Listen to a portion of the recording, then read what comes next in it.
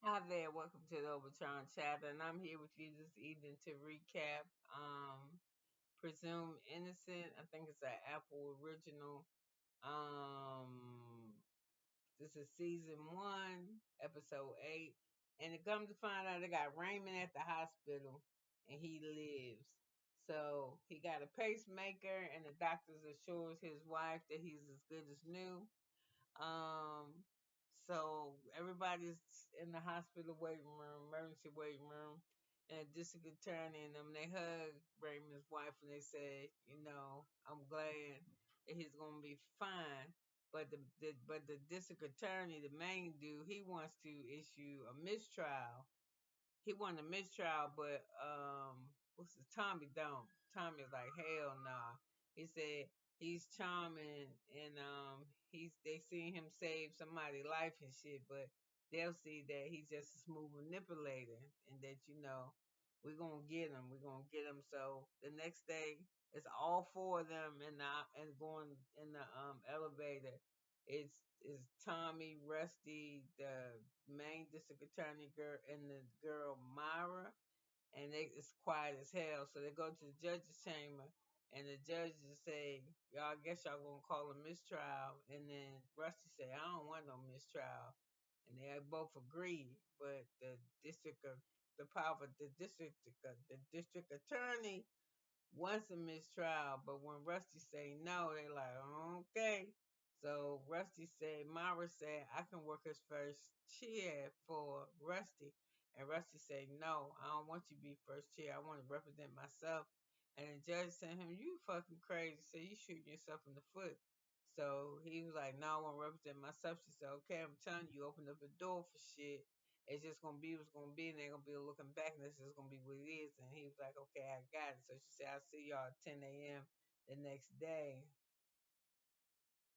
So it's the next day, and the father's having a fit because the lady that's killed son got to testify, and the father saying there's some bullshit. My son getting questioned by his mother's killer, but it is what it is. So the father's real angry.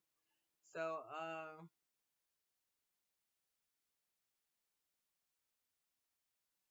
So when Rusty get him on the stand, that little boy ain't nothing to fuck with. He getting Rusty ass, but Rusty say in the end, did you ever tell your father? And the boy said, I don't know if I told my father if I went to my mother's that day. I don't know if I mentioned anything to him about it. So he said, well, pretty much you got to vouch for your father, or your father can vouch for you, but nobody can vouch for either of you except for each other. So he said, did you kill your mother? Did your father kill your mother? So the whole courtroom started going crazy and shit. So um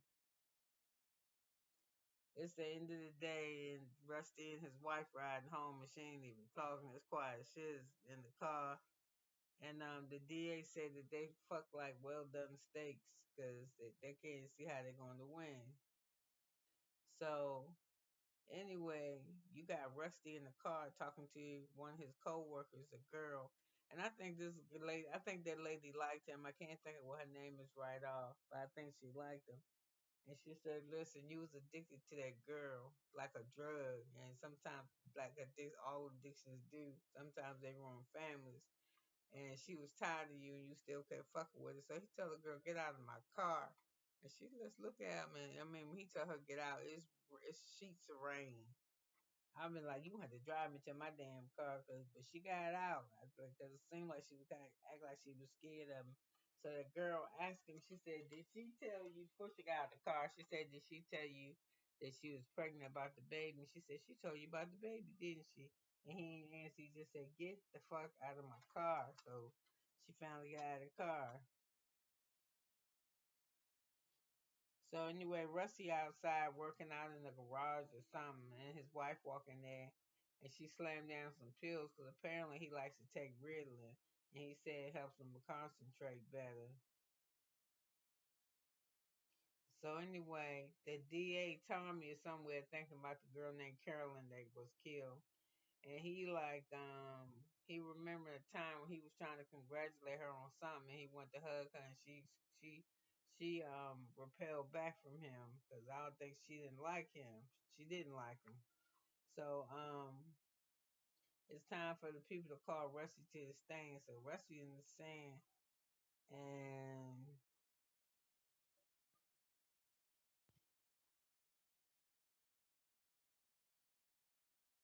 so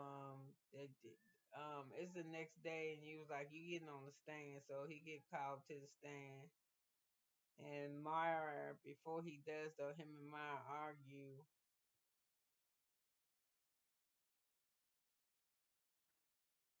Him and Maya argue, and he was like Tommy can't. Tommy's so busy trying. He hate me so much he ain't being clear.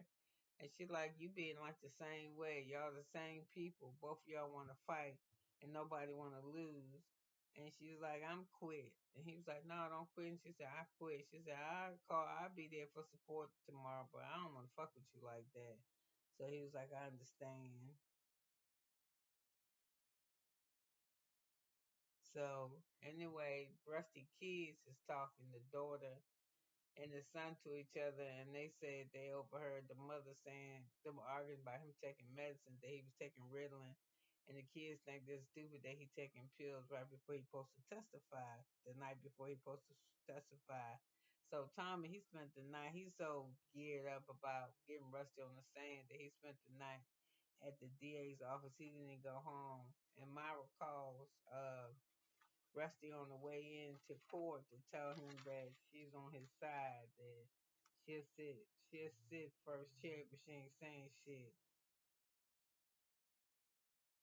So he gets sworn in, and they're gonna start asking the questions.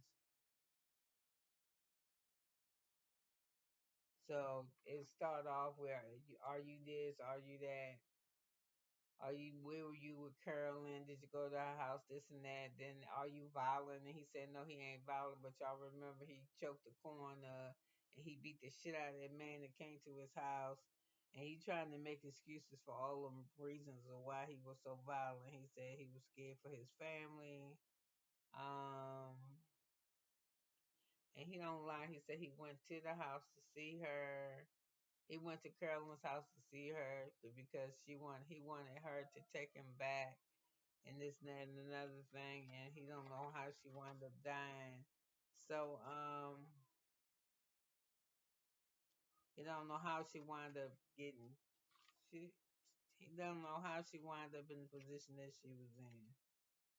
So anyway, after he testified, I think that's the close, and the jury come back saying that he was not found guilty. So he taking his ass home.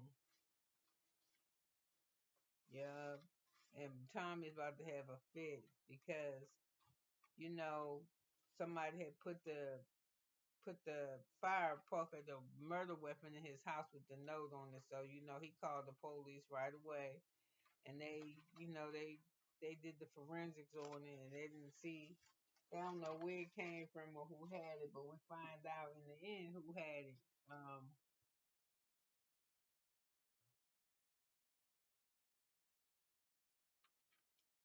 um,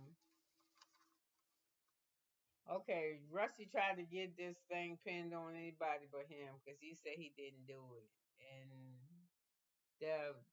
they closed the jury, and the jury come back find him not guilty.